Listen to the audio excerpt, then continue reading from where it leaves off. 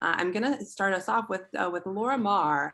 Laura is a preschool teacher at Liberty Elementary School here in Omaha Public Schools. Liberty is one of the Buffett Early Childhood Institute's full implementation schools as part of the superintendent's early childhood plan.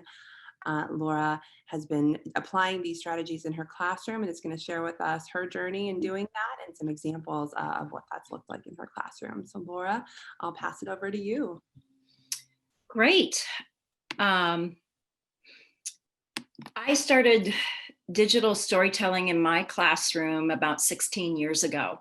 I started teaching at Liberty Elementary, which is a very high poverty, high ESL population. And trying to get students to write was a challenge because they didn't see themselves as authors. And I thought, the papers are blank, the room is silent. What can I do to get these children to tell their stories?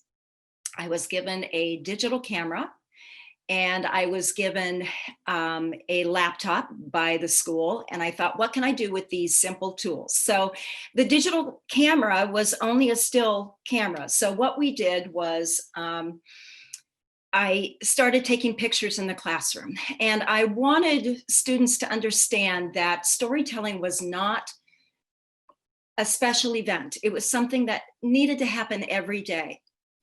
And so I would take pictures, I would upload them on my laptop, and then I would sit with students, and all of a sudden, there was relevance to them. All of a sudden, they found that that's me on the screen. This is what I'm doing. It took all of that, I don't know what to write about, out of the process. And that was very, very powerful. So next I received a smart board. So then what we could do is we would take pictures of things in the classroom, especially group projects that we were working on. We did some murals, things like that. And we would really look at those and put them on the smart board and then have discussions about, well, what was this person working on? What was that part of the project that we were working on? And how did that affect what you then did next? And so there was all of this conversation, there was all of this language, there was all of this high level cognitive engagement that we just hadn't seen before. So I then became a pre-K teacher, which meant I was working with some friends that were a little younger, 3 to 5, and I got a smartphone. And I thought, okay, this is going to be a game changer, because not only could kids document their work like we had been doing with the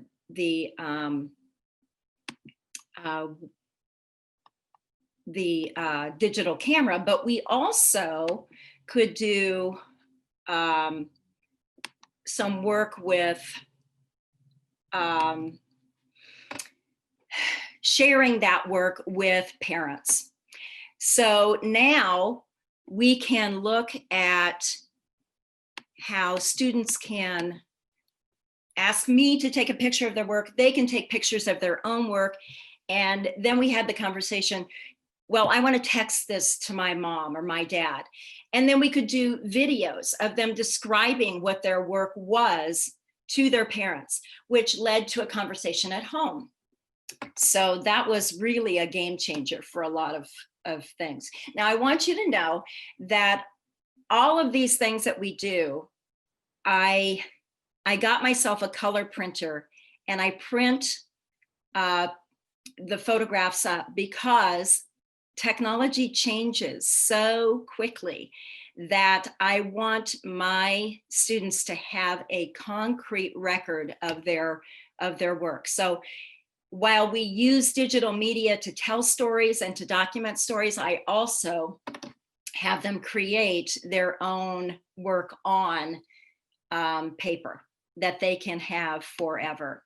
So this friend, Ezekiel, is looking at his work, and he is discussing his work with our para, and then he is going to write about his work.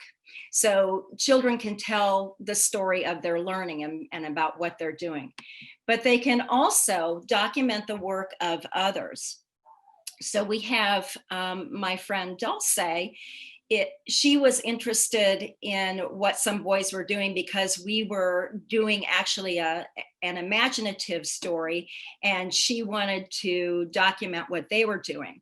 So then she would film, or she would take pictures of their work, and then she would write about what they were doing.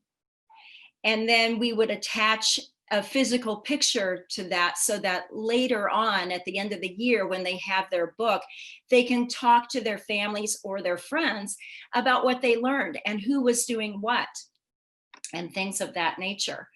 One thing that we talk about with technology is that it can so quickly become obsolete. But the iPad has really been a great tool because it is so child friendly. It is small, it is easy to use. Children feel comfortable with it very, very quickly to do either digital photographs or to do recordings of each other. But also this obsolete technology can be great for learning as well. I had one of our technology teachers said, hey, we're getting rid of all of these old video cameras. Is this something that you might use? And I thought, I don't know what I would use it for, but give them to me. So they brought them to me, and I thought, we're going to do this collaborative learning project with it. So every year I put these in my classroom, and the first child that wants to learn about the technology, I take that child and I say, okay, let's learn about this. Let's experiment with these things. And so the child will kind of experiment with how to use these different, buttons. And we talk about videography, and we talk about recording, and we talk about focus and zoom in, zoom out. There's a plethora of vocabulary that goes with that. So once they feel comfortable, and we have other students that want to learn about it, it's like, okay, it is now your turn, Patrick, to teach the next person. And in that way, they become the teachers, they become the people that are documenting other people's work.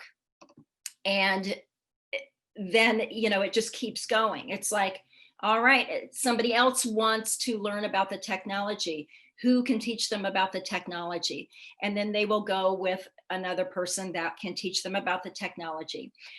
When we do this type of work, the students become so excited about it because they see it as a tool that can do a little bit more than just a digital camera or a phone. You can zoom in, you can zoom out, you can frame things a little bit differently. So it's a more creative tool for them to use. They also start to experiment with how to document their friends' work. Do I want a close-up of this? Do I want a large group shot of this so that more kids can be in the video?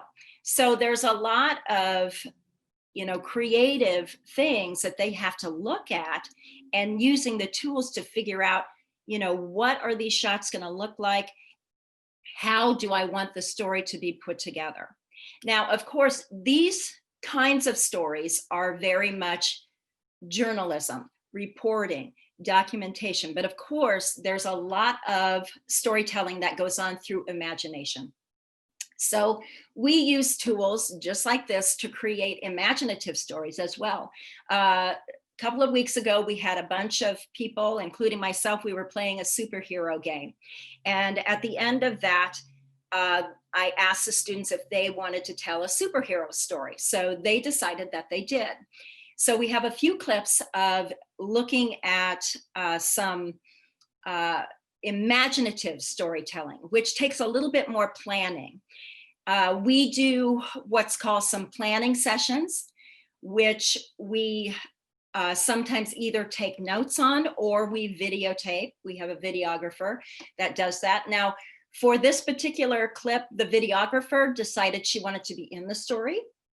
So I said that I would be willing to be the videographer for this, but usually the students would be the videographers for this. So this first clip is a planning session.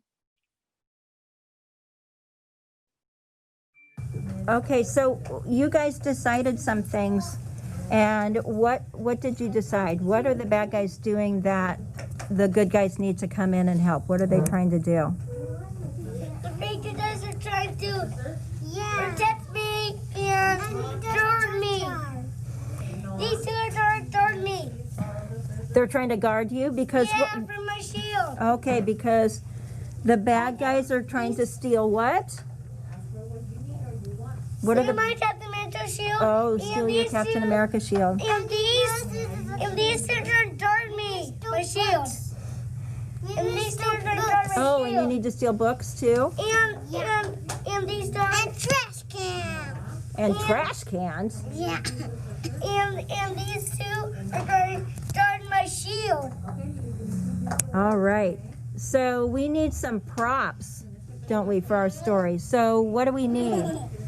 Dulce, what do you need for props? What do you need? Your trash can and books. Books and a trash can. And what do you need, Patrick? I need. What are they trying to steal from you? My Captain America shield. Okay, so do you need a shield for the story? Yes, I need it. Okay. All right, we're going to go gather some props, and then we'll come back and do some more work. All right, so the next step is for the children to actually gather some props and then to go in and start their story. And usually, as I said, another student would be filming, but I am filming this. So I'm going to let you take a look at what happens in the next section.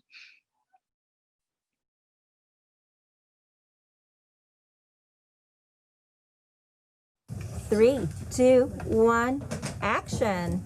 Captain! Captain, ready shield. No. I need to my shield too. Like this. Like that. No. Right here. Wow. Right here. Like this. Like that.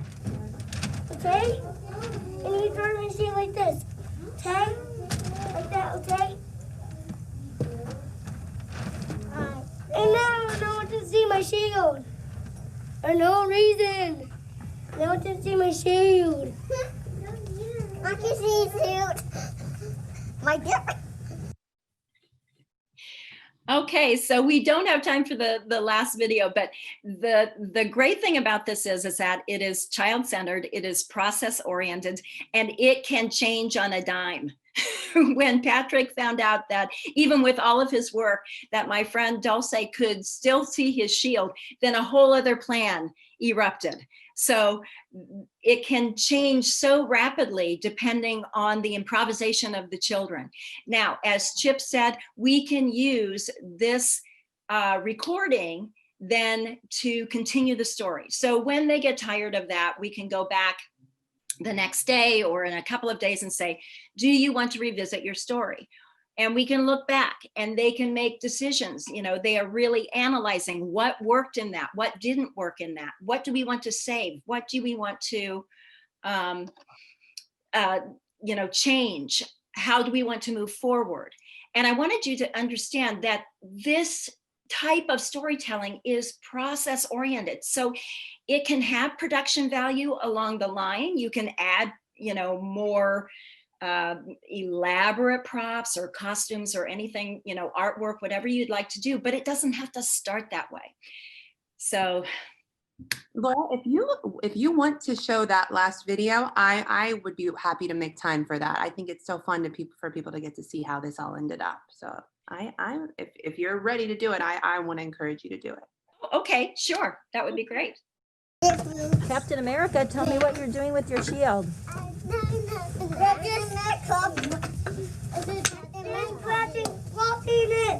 Captain America, I'm doing it. I'm blocking it.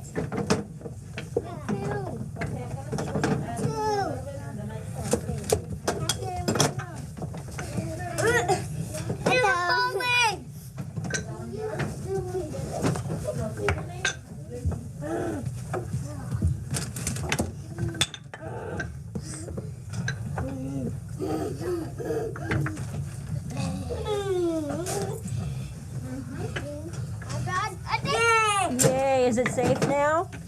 No.